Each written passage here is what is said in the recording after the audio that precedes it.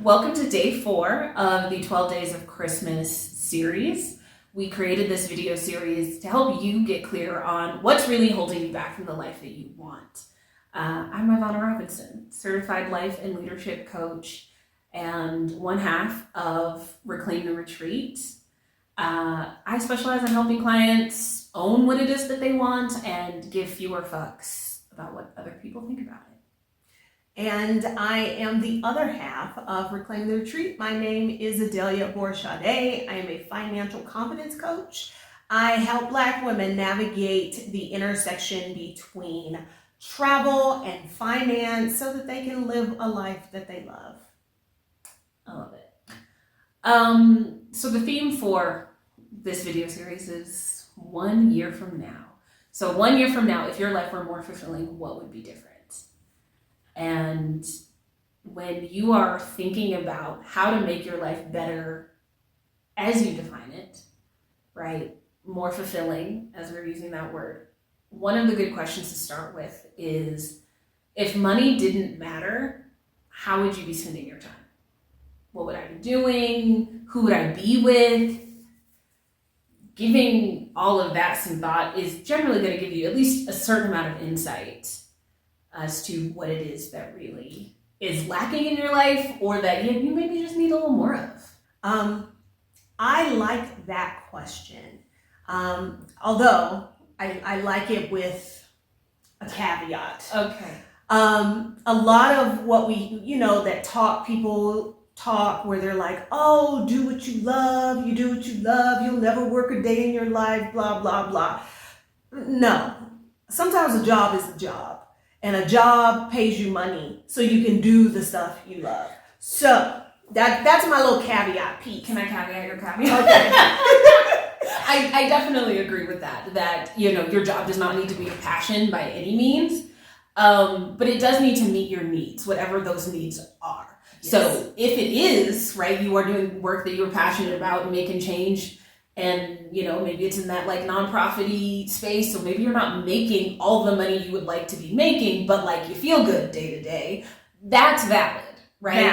Valid. If all your job does is pay the bills and you get to go home at night and like do other things, that is also valid. Also valid. Yes. But I will say that we spend too much time at work for work to be a thing that is consistently draining you.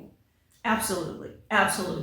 And my other part of why I do like this question is it removes the money piece, because we've been conditioned from the time we are small children as to like what you're doing with your life as an adult has to be tied to how you are earning money. Yes. And so I like this question because it takes that away. And if you really allow yourself to answer this question and think about like without any focus on, well, how would that be possible? How that would work?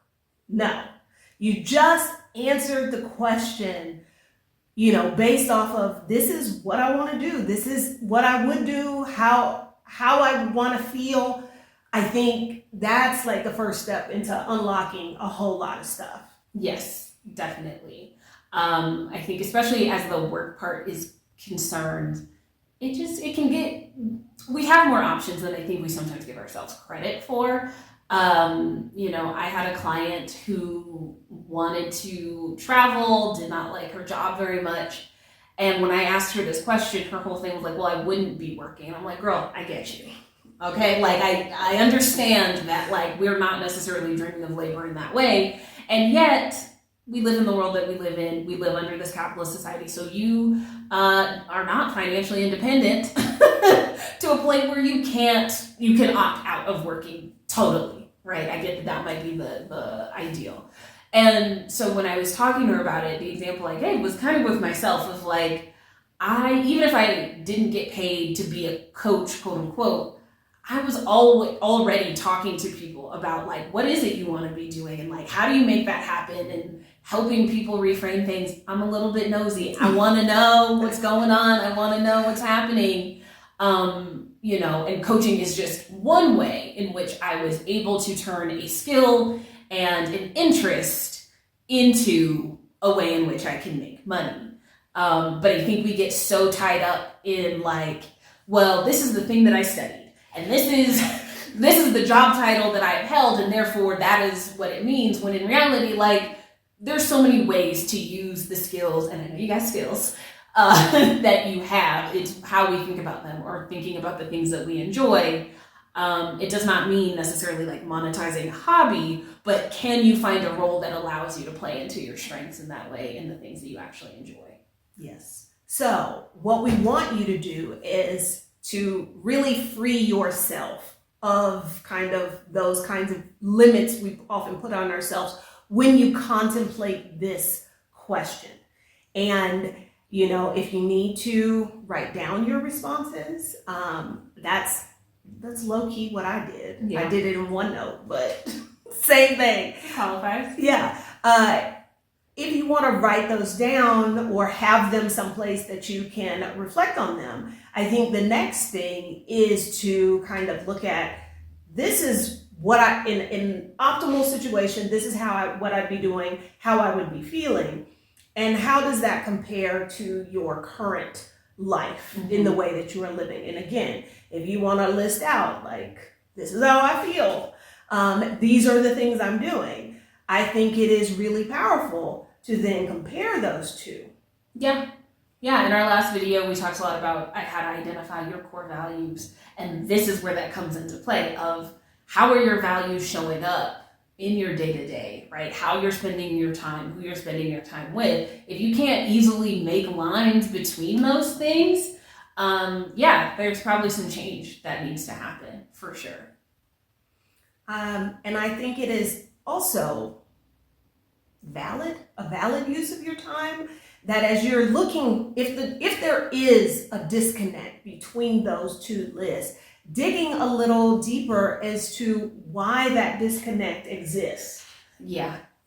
I mean, 9 times out of 10, one, I think we don't actually spend enough time reflecting on That part. what is versus what we want, and making sure that we're being intentional about going after it. But a lot of it comes down to fear.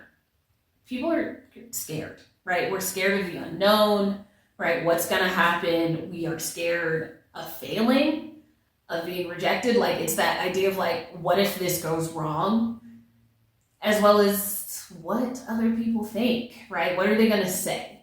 I know I see it in your YouTube comments a lot about like, oh, well, I don't tell people what I'm doing because they're going to say this, or they have said this, or like, what do you do about I want to move abroad, but my family is afraid for me, or like they have these fears, and I'm like, ignore those people. That's not our problem. Yeah, that is a them problem. That is not a you problem. Having fears is valid. Yes. But letting that fear stop you, yeah, that's stupid. Yes. And I think we don't spend enough time also evaluating those fears, because fear as a biological trait is something to keep us safe, right? Of, that rustling in the woods, scary, maybe don't go over there, right? Like there is a valid survival aspect to that. But that does not mean that every fear is valid in that moment. You know, I think a lot of our fears come from experiences that we have had where, I tried to do a new thing and it did not go well, or I did not have the outcome I wanted to, I was embarrassed, whatever. And while your body, your mind is trying to keep you safe, right? They're trying to say, it didn't feel good, so let's put that in a box and stay over here. The reality is you are not actually unsafe. And this may be a time where you need to push past that fear, and like let it hang out. Like you said, the fear of the unknown. I think, because I've experienced all of these fears, and at various points in my life, I've allowed some of them to stop me, and then I got to a point where I was like, fuck that. Fear of the unknown, for me, once I came to terms with, there are lots of unknown things and unknowable things. And I could be afraid of those unknowable things, or I could acknowledge, I don't know. and keep going. Yes.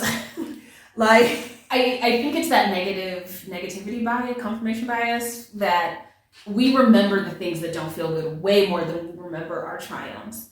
And so, like, you made it to adulthood, you didn't know a lot of stuff that you done figured out, right? And so it's reminding yourself that you are capable and you've done this before, right? As it pertains to figuring out new things.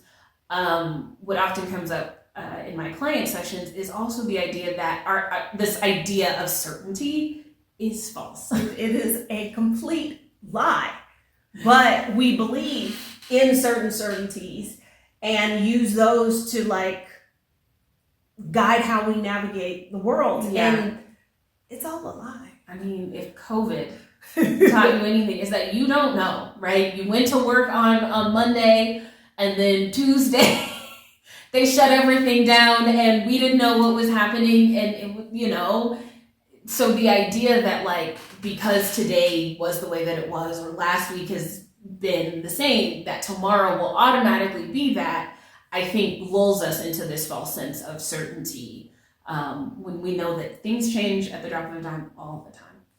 Fear of what could go wrong, and I think we talked about this a little bit in one of our previous videos. Yeah. Like we always have a long list of this bad thing could happen, this could go wrong, but we never say, what if this goes right? Mm-hmm. Like you got a 50-50 shot with it going either way, but we don't invest a lot of energy in considering that things could go well. Yes. And I think taking the time to do that, to ask yourself, like, how true is this?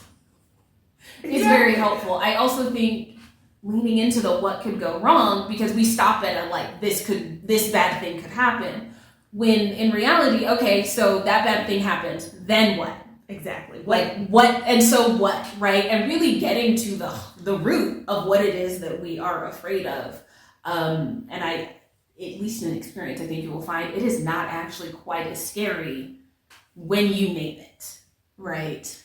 When you name it, and if you've got a plan for it. I think that's where a lot of the fear is this thing could happen and I don't know what to do. Well, okay, so let's say it does happen. What would I do? Okay, I now know that. So I can keep moving forward, and that thing may not even happen. It probably won't. And the fear of what people will say and what people will think. What they say and what they think does not pay my bills. It does not buy me airfare. It does, like I get that's not an area you've had issues with. I get it. 100% true. But, again, I'm trying to think. How did I move past that? Basically what I wanted mattered more. Yeah.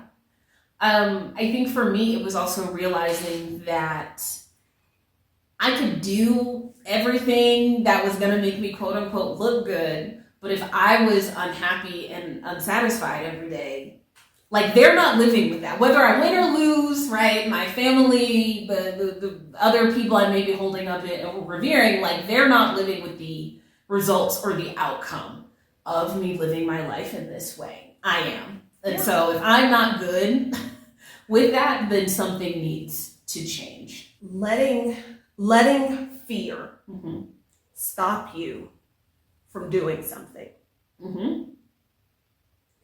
is doing something. Oh, 100%. You're making a choice. Not doing something is a choice. Yeah, you're making a choice. It's also like you're making a choice in a way that gives up any control that you might be able to exert. I think that's why we do it, is because if I continue doing things the way that I've always done them, I can still complain about things not being the way that I want them, right? Because I can, in my mind, make that about other people or all the reasons that I can't do something, as opposed to having to take the agency to say, I am not taking action because I am scared. Owning that? Owning it. that taking accountability for that, like that doesn't feel good. It doesn't sound good. But letting fear be in the driver's seat is basically a fast track to a life of regret. I don't know if y'all are familiar. I think most people are when they talk about like the regrets of the dying. There was a book, I think the lady's name was like Bonnie Ware. I think the book might have actually been called The Regrets of the Dying, something along those lines. She worked in hospice and talked to all these people who were, knocking on death's door, and talked about, she gleaned from them the things that they regretted. Mm-hmm. And the number one regret people had is they wish they had had the courage to live life true to what they wanted for themselves and not what other people expected. Yeah. There were other ones like, I wish I hadn't worked so hard. I wish I'd have been brave enough to like express my feelings. I wish I'd have let myself be a lot happier. But like you said, when you don't make the choice, you're taking away like yourself in the driver's, your agency. That's a good one. Yeah. You're taking that away, and I don't see how that's going to end up any other place than regret. And I mean, if y'all are new here and you don't know me, part of my motto is that we live in a life where we regret nothing. And that's something I came to, and I've mentioned it several times here. I made this big change in my life. I decided that I was going to live it in such a way that I would be happy. I'd have no regrets when I died. I had to make a choice. Did I want to keep living my life the way I had been? Yeah. I mean, making a decision, even if it leads to failure. And I'm going to say it's not even... I was going to say, we need to rethink it's not even failure, because I think we get so focused on the outcome and not what it is to be gained from, doing something different, from going after what it is that you want, whether or not you achieve it in the way that you think that you will or on the timeline. There is so much to be gained and to be learned from those experiences. Way more than I think just falling in line with the status quo. And so it is just better to make a choice, to actively make a choice. Even if your choice is, I don't actually want to change anything, I'm good, or I'm gonna deal with what things are. Making the choice and acknowledging your agency in that is going to put you in a better place emotionally, and at least leave you not regretful. It's going to give you some peace. Yeah. Whatever that decision is, it's going to give you some peace. So our call to action for this video is make a choice already. Whether it's fear, whether it's regret, pick something. Yes. Say that I choose this. And we will talk to you about how to go for it in subsequent videos. Yes. So again, if you think you know some folks who could benefit from what we've discussed in this video, please share it. You can hit the like button. I imagine today's conversation might have sparked a few things in your own experience. You want to drop us a comment, feel free. And if you have not already, join our mailing list. Yes, reclaimyourretreat.com. That is where you're going to be the first to hear about the great activities, workshops, and retreats that we will be hosting throughout the year.